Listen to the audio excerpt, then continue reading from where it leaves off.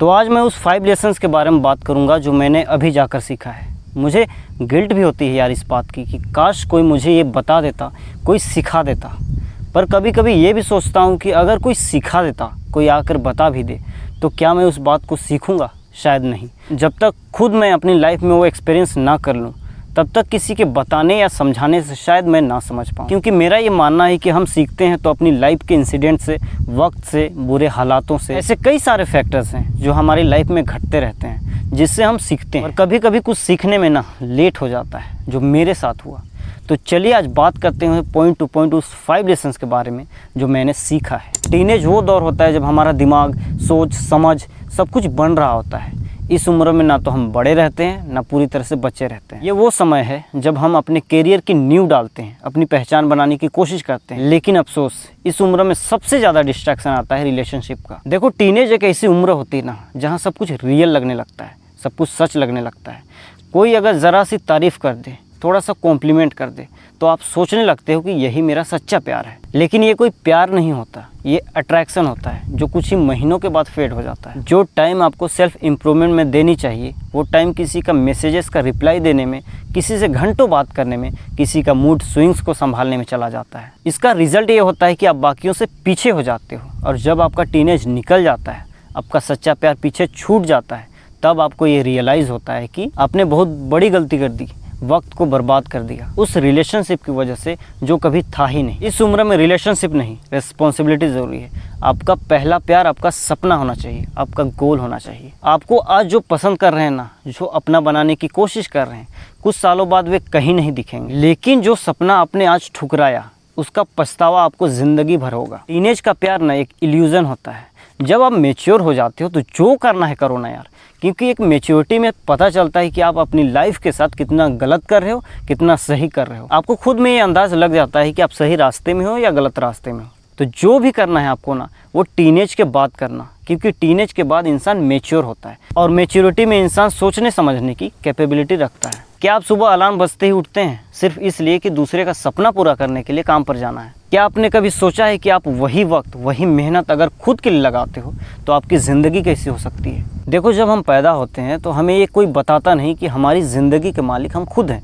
लेकिन जैसे जैसे धीरे धीरे बड़े होते चले जाते हैं तो हमें एक सिस्टम में डाल दिया जाता है, जैसे स्कूल, कॉलेज, जॉब, शादी, फिर रिटायरमेंट। एक सीधी सी लाइन पकड़वा दी जाती है और हम वही गधे वाली ज़िंदगी जीने के आदी हो जाते हैं। और आने वाली पीढ़ी को भी हम वही गधे वाली ज़िंदगी जीना सिखाते हैं। उन्हें ये फोर्स करते हैं कि तू भी यही ज़िंदगी जी, क्योंकि हमने भी यही ज़िंदगी बिताई है। देखो, बड़ा आदमी वही बनता है जो खुद की सुनता है, अपनी दिल की सुनता है। वो समाज का गुलाम नहीं बनता, वो गधे वाली ज़िंदगी जीना नहीं चाहता। वो अपना वक्त खुद को ही देता है, अपनी स्किल पर इन्वेस्ट करता है वक्त। सोचिए, अगर विराट कोहली ने कहा होता कि मुझे क्रिकेट नहीं खेलना, मुझे सरकारी नौकरी में जाना है। सोचिए, अगर APJ अब्दुल कलाम ने कहा होता कि मुझे रिसर्च नहीं करनी, मुझे सरकारी नौकरी करनी है, तो क्या आज हम उन्हें जान पाते? देखो, खुद के लिए काम करने का मतलब ये नहीं कि आपको अपनी नौकरी छोड़नी। इसका मतलब ये है कि आप अपने पैशन को फॉलो करो, अपने अंदर की आवाज़ सुनो और उसी के लिए दिन रात मेहनत करो। काम ऐसा करो ना जिसे करते वक्त समय का पता ही ना चले। कब वक्त गुजर गया, कब सुबह से शाम हुई, कुछ पता नहीं। काम ऐसा करो जो आपको थका दे, लेकिन उस काम के पूरे होने पे आपको एक सुकून मिले। ऐसा नहीं कि आपको काम करते वक्त बर्डन फील हो। ऐसा नहीं कि आप हर वक्त घड़ी देख रहे हो कि कब वक्त गुजरेगा तब मैं घर जाऊंगा।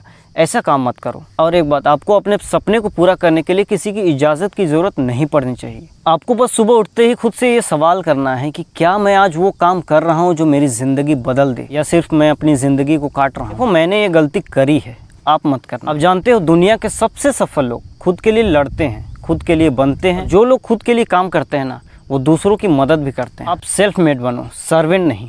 क्योंकि जब ज़िंदगी की शाम आएगी ना, तब आपको ये गिल्ट ना हो, ये पछतावा ना हो कि आपने वो नहीं किया जो आप करना चाहते थे।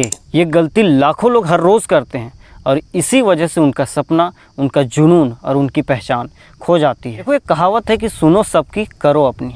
तो आप सुनो भले सबकी, लेकिन करो अपने दिल की। जो आपका दिल करता है, जो आपका मन करता है ना, वही काम करो। हमेशा वही डिसीजन लो। देखो, जब आप इस दुनिया में आए थे ना, तो अकेले आए थे। जब इस दुनिया से जाओगे तब भी अकेले जाओगे।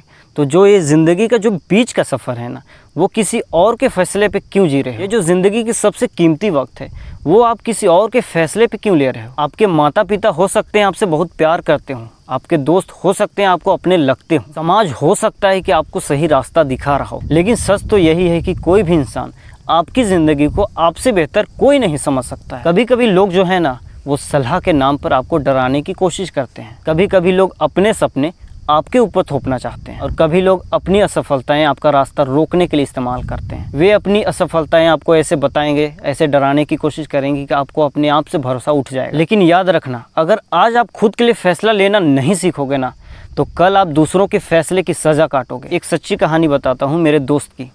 उसने इंजीनियरिंग की थी क्योंकि उसके माँ बाप ने कहा था, फिर MBA किया क्योंकि समाज ने कहा था कि इसमें अच्छा करियर है। फिर एक दिन मैंने देखा कि उसकी आंखों में आंसू थे, वे गिल्ट फील कर रहा था क्योंकि उसने अपना फैसला नहीं लिया, खुद के डिसीजन पे नहीं चला, सिर्फ दूसरों के कहने पे करता गया, पढ़ता गया, अब वो पछता रहा। अब मैं आपसे पूछता हूँ कि क्या आप उस लड़के जैसा बनना चाहते हो?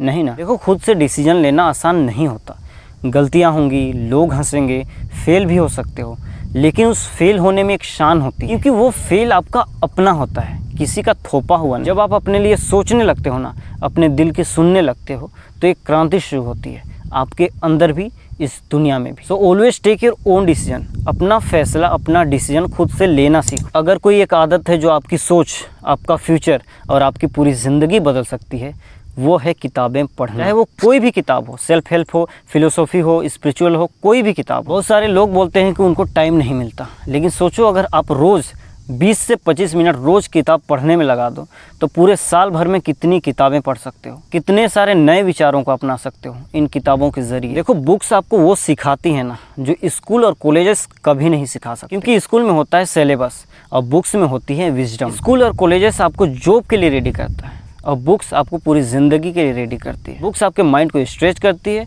आपके सोचने के तरीके को बदलती है और एक नया डायरेक्शन देती है। जिस दिन से आपने किताबें पढ़नी शुरू की उस दिन से आपकी ज़िंदगी बदलनी शुरू हो जाएगी। तो आज ये फैसला करो कि किताबें पढ़नी है, भले शुरू में कम पेजेस पढ़ो, लेकिन पढ़ो। हम सबकी ज़िंदगी में कुछ ऐसी चीज़ें होती हैं जो सिर्फ हमारी होती हैं, हमारा सीक्रेट्स, फियर, वीकनेस, हमारी निजी बातें। लेकिन बहुत बार हम भावनाओं में बहकर भरोसे के नाम पर इन पर्सनल बातों को किसी और से शेयर कर देते हैं। बाद में यही चीज़ भारी पड़ने लगती है हमारे लिए। याद रखिए, दुनिया में हर कोई आपके भले के लिए कामना नहीं करते। कुछ लोग आपको समझने के बहाने आपकी निजी जानकारी इकट्ठा करते हैं ताकि बाद में उसका इस्तेमाल आपके खिलाफ कर सके। आज जो इंसान आपके बहुत करीब है वही कल दूर जा सकता है। आज जिसके साथ आप सब कुछ शेयर कर रहे हो, अगर कल वही इंसान आपसे नाराज़ हो जाए तो वही आपकी सारी पर्सनल बातें किसी दूसरे के सामने उछाल सकता है। इसलिए हमेशा इन बातों का ध्यान रखना कि अपनी पर्सनल चीज़ें, अपनी पर्सनल बातें किसी और के साथ शेयर ना करें।